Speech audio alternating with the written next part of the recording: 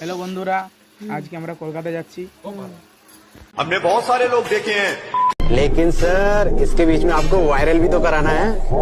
मतलब তারপর আমি চটপট এসে বাসে চেপে গেলাম। বাসের বাঁ সাইডের সিটগুলো আগের থেকে বুকিং হয়ে গেছিল, আমি তাই ডান সাইডের সিটে বসে গেলাম সাইডে। আমার সাথে আছে জাবিদ আর সোহেল দাদা, বড় একজন ইউটিউবার, আর আবাই। সোহেল দাদা এখন ভিডিও শ্যুট করছে, আর এখন আমরা গরমে বসেছিলাম আর বাহার আমরাকে দেখে আফসোস করছিল যে আমরাও যদি যেতে পারতাম।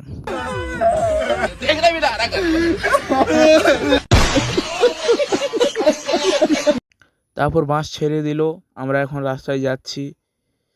আর তারপর তো দেখতেই পাচ্ছ এই ধারে চারিদিকের ভিউটা দুর্গাপুরে। আমরা তারপর কখন চলে গেছিলাম বুঝতে পারিনি। তো সকালবেলায় উঠেই দেখছি কলকাতা পৌঁছে গেছি। আর বাহারে আমার আগেই সবাই বেরিয়ে পড়েছিল, দাঁড়িয়েছিল বাহারে।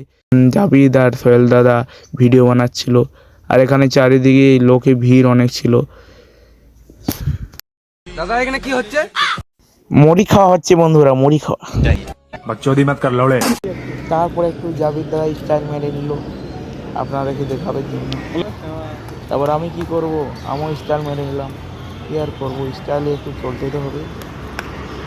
मजा आ गया। एक्सपेक्ट नहीं किया था कि आज के ब्लॉग में इतना मिर्च मसाला देखने को मिलेगा।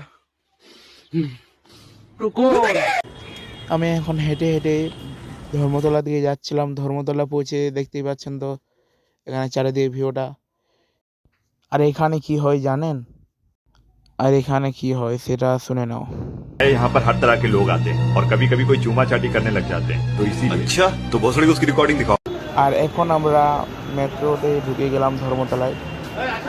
এখন আমরা নিচে নামছি, আর আমরা এখন যাব গঙ্গা মাটির তলে, মানে গঙ্গার নিচে ট্রেনটা মানে ডাইরেক্ট যে করে হাওড়ায় নামাবে। আর এখন আমরা টিকিট কাটে এগিয়ে পড়লাম। साले मैं तुझे पहचान गया, तू एयरलाइन का आदमी है। तू बाहर निकल, मैं तुझे बताऊंगा, तू बाहर आ। টিকিট কাউন্টারে দাঁড়িয়ে রমেশ মামা টিকিট কেটে দিল সবাইকার। এটা আবার কি চলছে রে ভাই? ये क्या हो गया? ये क्या सुन रहा हूँ मैं? এসব দেখে আমি পাগল।